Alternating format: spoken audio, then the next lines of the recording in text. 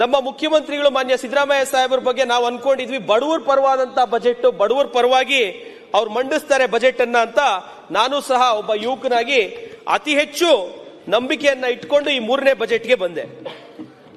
Continuous ಆಗಿ ಸಾಹೇಬ್ರೆ ಏನು ನಮ್ಮ ಮುಖ್ಯಮಂತ್ರಿಗಳು ಮಂಡಿಸಿರುವಂತ ಪ್ರತಿ ಬಜೆಟ್ ಅಲ್ಲಿ ಇವತ್ತು ಅವ್ರು ಜಸ್ಟಿಫೈ ಮಾಡ್ತಿರುವಂತದ್ದು ಅವ್ರ ಪ್ರಣಾಳಿಕೆಯಲ್ಲಿ ಬಿಡುಗಡೆ ಮಾಡಿದಂತ ಗ್ಯಾರಂಟಿ ಸ್ಕೀಮ್ಗಳಿಗೆ ಬಿಟ್ಟು ಏನು 52,000 ಕೋಟಿ ಅಂದ್ರೆ ಮೊನ್ನೆ ಮುಖ್ಯಮಂತ್ರಿಗಳನ್ನ ನಾವು ಅನುದಾನ ಕೇಳಕ್ಕೆ ನಮ್ಮ ಮಾನ್ಯ ನಾಯಕರಾಗಿರುವಂತಹ ಅಶೋಕ್ ಸಾಹೇಬ್ರ ಜೊತೆ ಹೋದಾಗ ಪ್ರತಿ ಕ್ಷೇತ್ರಕ್ಕೆ ನೇರವಾಗಿ ಬಜೆಟ್ ಅಲ್ಲೇ ಅಕೌಂಟ್ಗೆ 250 ಕೋಟಿ ಬರುತ್ತೆ ಅಂತ ಹೇಳಿ ಮಾನ್ಯ ಮುಖ್ಯಮಂತ್ರಿಗಳು ಹೇಳ್ತಾ ಇದ್ದಾರೆ.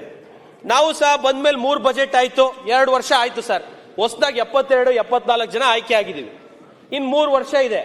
ಈ ಬಜೆಟ್ ಅಲ್ಲಾದ್ರೂ ಏನಾದ್ರೂ ದೊಡ್ಡ ಗಾತ್ರದ ಏನಾದ್ರೂ ಅನೌನ್ಸ್ಮೆಂಟ್ಸ್ ಮಾಡ್ತಾರೆ, ಯಾವ್ದಾದ್ರೂ ಗುದ್ಲಿ ಪೂಜೆಗಳು ಮಾಡೋಣ, ಹೊಸ ಕೊಡುಗೆಯನ್ನ ನಮ್ಮ ಕ್ಷೇತ್ರಗಳಿಗೆ ನಮ್ಮ ಜಿಲ್ಲೆಗೆ ತಗೊಂಡೋಗೋಣ ಅಂತ ಹೇಳಿ ನಾವು ಕಾಯ್ತಾ ಇದ್ವಿ. ಆದ್ರೆ ಸಾಮಾನ್ಯ ಜನರ ಕಷ್ಟಕ್ಕೆ ಸ್ಪಂದಿಸುವಂತ ಯಾವುದೇ ಹೊಸ ಯೋಜನೆಯನ್ನ 3ನೇ ಬಜೆಟ್ ಅಲ್ಲೂ ಸಹ, ಈ ಸರ್ಕಾರದ 3ನೇ ಬಜೆಟ್ ಅಲ್ಲೂ ಸಹ ಮಾನ್ಯ ಮುಖ್ಯಮಂತ್ರಿಗಳು ಈ ಬಾರಿ ಯಾವುದು ಮಂಡಿಸಿಲ್ಲ. ಅವರ ಗ್ಯಾರಂಟಿಗಳ ಅನುಷ್ಠಾನ ಬಿಟ್ರೆ ಬಡವರ ಪರವಾಗಿ ಬಡವರ ಕಲ್ಯಾಣಕ್ಕೋಸ್ಕರ ಒಂದೇ ಒಂದು ಕಾರ್ಯಕ್ರಮ, ಅವರೇನು ಭಾಗ್ಯಗಳು ಅಂತ ಹೇಳಿ 5 ವರ್ಷದ ಸರ್ಕಾರ ನಡೆಸಿದ್ರು. ಈ ಸತಿನೂ ಕೃಷಿ ಭಾಗ್ಯ ಅಂತ ಅನೌನ್ಸ್ ಮಾಡಿದ್ದಾರೆ. ಕೃಷಿ ಭಾಗ್ಯದಲ್ಲಿ ರೈತರಿಗೆ ಏನ್ ಕೊಡ್ತಾ ಇದ್ದೀರಾ? ಕೇವಲ ಕೃಷಿ ಹೊಂಡ ಬಿಟ್ರೆ ಕೃಷಿ ಭಾಗ್ಯದಲ್ಲಿ ರೈತರಿಗೆ, ರೈತರ ಮಕ್ಕಳಿಗೆ, ರೈತರ ಮಕ್ಕಳ ವಿದ್ಯಾಭ್ಯಾಸಕ್ಕೆ ಈ ಸರ್ಕಾರ ಏನು ಕೊಡ್ತಾ ಇಲ್ಲ. 4 ಕೋಟಿ ಜನಸಂಖ್ಯೆ ಹೊಂದಿರುವಂತಹ ರೈತರಿಗೆ ಈ ಸರ್ಕಾರದ ಕೊಡುಗೆ ಕಳೆದ 3 ವರ್ಷಗಳ ಬಜೆಟ್ ಅಲ್ಲಿ ಮತ್ತು ಈ ಬಜೆಟ್ ಅಲ್ಲೂ ಸಹ ಶೂನ್ಯ. ಇದ್ರ ಜೊತೆಗೆ ನಾನು ಸರ್ಕಾರದ ಈ ಬಜೆಟ್ ಅನ್ನ ಓದುವಾಗ ತುಂಬಾ ಅದ್ಭುತವಾಗಿ ಅವರು ಒಂದು 6 ಅಭಿವೃದ್ಧಿ ಆಯಾಮಗಳನ್ನ ಗುರುತಿಸಿ ನಾವು ಕಾರ್ಯಕ್ರಮಗಳನ್ನ ಹೊರಡಿಸಿದೀವಿ ಅಂತ ಹೇಳಿದ್ದಾರೆ. 6 ಆಯಾಮ ಗುರುತಿಸಿರುವಂತದ್ದು. ಮೊದಲನೇ ಆಯಾಮ ಕಲ್ಯಾಣ ಕಾರ್ಯಕ್ರಮಗಳು ಅಂದ್ರೆ ಗ್ಯಾರಂಟಿಗಳು. ಅವ್ರ ಅಜೆಂಡಾ ಕ್ಲಿಯರ್ ಇದೆ. ನಮ್ಮ ಎಲೆಕ್ಷನ್ ಮ್ಯಾನಿಫೆಸ್ಟೋಲ್ಲಿ ಏನು ಹೇಳಿದ್ವಿ ಆ ಗ್ಯಾರಂಟಿಗಳನ್ನ ಕೊಡ್ತೀವಿ. ಗ್ಯಾರಂಟಿಗಳು ಘೋಷಣೆ ಮಾಡಿದ್ದವರು ಅದನ್ನ ಅನುಷ್ಠಾನ ಮಾಡ್ತಾ ಇದ್ದಾರೆ.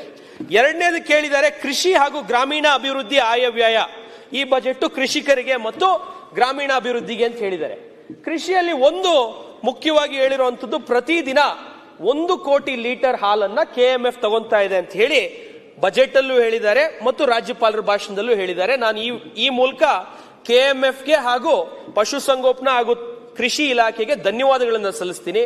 ಇವತ್ತು ರೈತರು ಹೆಮ್ಮೆಯಿಂದ ಸ್ವಾವಲಂಬಿಯಾಗಿ ಯಾರೋ ಮನೆಗೆ ಕೂಲಿ ಆಳುಗಳಾಗಿ ಹೋಗದೆ ಅವ್ರ ಮನೆಯಲ್ಲಿ ಇದ್ದಾರೆ ಅಂದ್ರೆ ಅದು KMF ನಿಂದ ಅವ್ರು ತಗೊಂತಾ ಇರೋ ಹಾಲಿಂದ ಮತ್ತು ಸರ್ಕಾರ ಕೊಡ್ತಿರುವಂತ 4 ರೂಪಾಯಿ ಪ್ರೋತ್ಸಾಹದಿಂದ. ಇದು ಬಿಟ್ರೆ 5 ರೂಪಾಯಿ. ಇದು ಬಿಟ್ರೆ ಯಾವುದೇ ಕಾರಣಕ್ಕೂ ಕೃಷಿಕರಿಗೆ ಈ ಬಜೆಟ್ ಅಲ್ಲಿ ಏನು ಕೊಟ್ಟಿಲ್ಲ.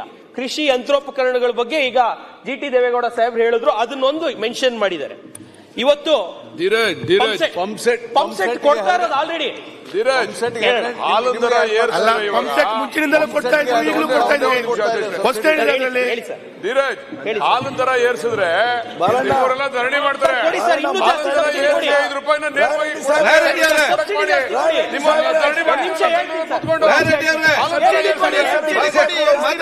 ಮತ್ತೆ ನೀವು ಮಾತಾಡಿ ಸರ್. KMF ನ ನಾನು ಅಪ್ರಿಶಿಯೇಟ್ ಮಾಡಿದ್ದು, ಎಲ್ಲಾ ಸಬ್ಜೆಕ್ಟ್ ಸರ್ಕಾರನ ಅಪ್ರಿಶಿಯೇಟ್ ಮಾಡಿದ್ದು. ಅಧ್ಯಕ್ಷರೇ ಈಗ ಬಂದೇನು ಅರ್ಜೆಂಟ್ ಈಗ ಬಂದು ಕೂತ್ಕೊಳ್ಳಿ ಸ್ವಲ್ಪ ಮಾತಾಡೋರ್ಗು ಬಿಟ್ಬೇಡ. 5 ನಿಮಿಷ ನನ್ನ ಅವಕಾಶ ಇದೆ, ದಯವಿಟ್ಟು ನಾನು ಮಾತಾಡಿ. ಈಗ ಆಯ್ತು ಸರ್, ಬಿಟ್ಬಿಡಿ ಸರ್. ಇಲ್ಲ ಬಿಡ್ಲಿಕ್ಕೆ ಆಗ್ಲಿಲ್ಲ ಪ್ಲೀಸ್ ಸರ್. ಇಲ್ಲ ರೈತರಿಗೆ ನೋಡಿ ಹಾಗೆ ಮಾತು ನಾಳೆ ಬೆಳಿಗ್ಗೆ ಮಾತಾಡಿ. ಈಗ ಟೈಮ್ ಇಲ್ಲ. ರೈತರಿಗೆ ಇವಾಗ ಇಷ್ಟೆಲ್ಲ ಕೊಟ್ಟಿದ್ದೀನಿ ಅಂತ ರಾಯರೆಡ್ಡಿ ಸಾಹೇಬ್ರು ತಿಳಿಸಿದ್ರು. ಪಂಪ್ ಸೆಟ್ ಕರೆಂಟ್ ಕೊಡ್ತಾ ಇದೀವಿ, ಪಂಪ್ ಸೆಟ್ ಕರೆಂಟ್ ಕೊಡ್ತಾ ಇದೀವಿ ಅಂತ ಹೇಳಿದ್ರು. ರೈತರಿಗೆ ಏನ್ ಬೇಕು? 1 ನಿಮಿಷ I will make A correction. 18,000 ಕೋಟಿ ರೂಪಾಯಿ ಸಬ್ಸಿಡಿನ ರೈತರ ಸರ್ ಅದು ಮುಂಚೆಯಿಂದ ಕೊಡ್ತಾ ಇರೋದು ಕಂಟಿನ್ಯೂ ಆಗಿದೆ ಅಷ್ಟೇ, ಹೊಸ ಯೋಜನೆ ಅಲ್ಲ. ಸಿದ್ದರಾಮಯ್ಯ ಸಾಹೇಬ್ರ ಹೊಸ ಯೋಜನೆ ಅಲ್ಲ, ಕಂಟಿನ್ಯೂಡ್ ಸ್ಕೀಮ್. ಹೊಸದು ಹಳೇದು ಮಾತಾಡ್ತಾ ಇಲ್ಲ. ಓಕೆ ಸರ್, ಮಾತಾಡ್ತೀನಿ ಸರ್ ಪ್ಲೀಸ್. ನಾನು ಹೊಸ ಯೋಜನೆಗಳ ಬಗ್ಗೆ ಹೇಳಿದೆ. ಮಾನ್ಯ ಸಭಾಧ್ಯಕ್ಷ, ಈಗ ರೈತರಿಗೆ ಮುಖ್ಯವಾಗಿ ಬೇಕಾಗಿರುವಂತದ್ದು ನೀರಾವರಿ. ಮುಖ್ಯವಾಗಿ ಬೇಕಾಗಿರುವಂತದ್ದು ಪ್ರತಿಯೊಬ್ರು ಉತ್ತರ ಕರ್ನಾಟಕ, ಕಿತ್ತೂರು ಕರ್ನಾಟಕ, ಹೈದರಾಬಾದ್ ಕರ್ನಾಟಕ ಎಲ್ಲ ಮಾತಾಡ್ತಾರೆ. ಬೆಂಗಳೂರು ಡಿವಿಷನ್ ಬಂದಿದ ತಕ್ಷಣ ಮೈಸೂರು ಡಿವಿಷನ್ ಅಲ್ಲೂ ನದಿಗಳವೆ. ನಮ್ ಬೆಂಗಳೂರು ಡಿವಿಷನ್ ಬಂದಿದ ತಕ್ಷಣ ನಮ್ಗಿರೋ ನದಿಗಳು ಯಾವುದು? ವೃಷಭಾವತಿ, ಅರ್ಕಾವತಿ ಏನಾಗಿದೆ, ಹೇಮಾವತಿ ಎಲ್ಲ ಚರಂಡಿಗಳಾಗಿದ್ದಾವೆ, ರಾಜಕಾಲುವೆಗಳಾಗಿದ್ದಾವೆ. ಬಿಟ್ರೆ ಒಂದೇ ಒಂದು ನದಿ, ಅದರಲ್ಲೂ ವಿಶೇಷವಾಗಿ ಬೆಂಗಳೂರು ಗ್ರಾಮಾಂತರ ಜಿಲ್ಲೆ.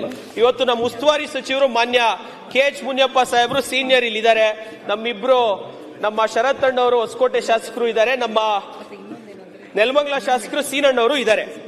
ಇವತ್ತು ನೀರಾವರಿ ಯೋಜನೆ ಅಡಿಯಲ್ಲಿ 3 ವರ್ಷದಿಂದ ಏನು ನಮ್ಮ ಸರ್ಕಾರ ಕೊಟ್ಟಿಲ್ಲ. ಕೊಟ್ಟಿರುವಂತದ್ದೇನು, ಎರಡನೇ ಸೆಕೆಂಡರಿ ಟ್ರೀಟ್ಮೆಂಟ್ ಆಗಿರುವಂತ KC ವ್ಯಾಲಿ, HN ವ್ಯಾಲಿಗಳನ್ನ ಕೆರೆಗೆ ತುಂಬಿಸೋದು ಬಿಟ್ರೆ ಯಾವುದೇ ರೀತಿಯಾದಂತ ಏತ ನೀರಾವರಿ ಇಲ್ಲ.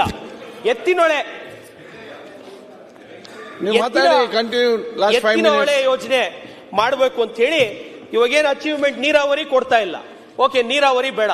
ಈಗ ಇಡೀ ರಾಜ್ಯದಲ್ಲಿ ಹೈಯೆಸ್ಟ್ ರಾಗಿ ಹೋದ ವರ್ಷ ರಾಗಿ ಖರೀದಿ ಮಾಡ್ತಾರೆ, ಸಂತೋಷ. ಹಾಲು 3 ಅವರ್ ನಮಗೆ ಏನು ಟೇಬಲ್ ಶೆಲ್ಫ್ ಲೈಫ್ ಇರೋದು ಹಾಲು, 3 ಅವರಲ್ಲಿ ಹಾಲು ಕೆಟ್ಟೋಗುತ್ತೆ. ರೈತ ಕರಿಯುವಂತ ಹಾಲು 3 ಅವರಲ್ಲಿ ನೀವು ಖರೀದಿ ಮಾಡ್ತೀರಾ 1 ಕೋಟಿ ಲೀಟರ್.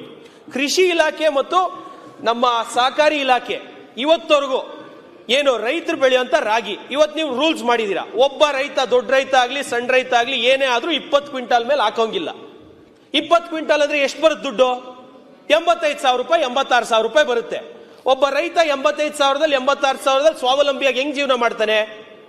1 ಎಕರೆಗೆ 10 ಕ್ವಿಂಟಾಲ್ ಬೆಳೆಯಕ್ಕೆ 15ರಿಂದ 20,000 ಖರ್ಚಾಗುತ್ತೆ. ಇವತ್ತು ಕಟಾವು ಮಿಷಿನ್ ಸೇರಿ 15ರಿಂದ 20,000 ಖರ್ಚಾಗುತ್ತೆ.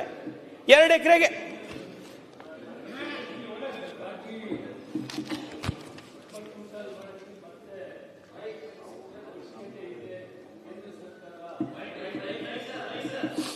ಕೇಂದ್ರ ಸರ್ಕಾರ ಇನ್ನೂ ರಾಗಿಯನ್ನು MSPಯಲ್ಲಿ ನೀವು ಪರ್ಚೇಸ್ ಮಾಡಿ ನಾವು ತೆಗೆದುಕೊಳ್ತೀವಿ. ಬೇರೆ ಬೇರೆ ರಾಜ್ಯಗಳೆಲ್ಲ ಕೇಳ್ತಾ ಇದ್ದಾರೆ ಅಂತ ಹೇಳಿದ್ದಾರೆ.